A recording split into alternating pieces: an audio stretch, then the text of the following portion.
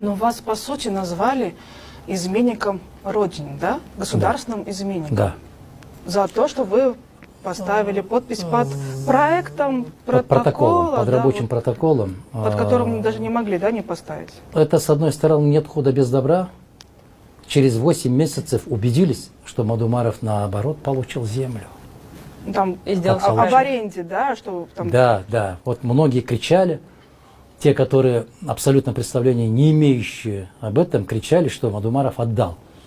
И 8 месяцев изучали, и, к их сожалению, убедились, что Мадумаров, наоборот, забрал. Доходя, не изучая суть вопросов, начинает верить.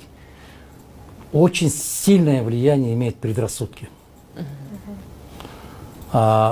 Трагедия современного мира, что не каждый изучает ту или иную информацию, они подвержены вот этим вот предрассудкам.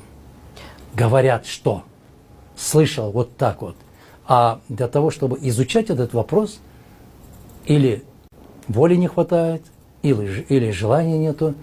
Поэтому вброс вот этих вот лживой информации, фейковой информации, она, к сожалению, становится достаточно опасным явлением, особенно для такого общества, как наше, которое не утруждает себя в поисках истины. Да.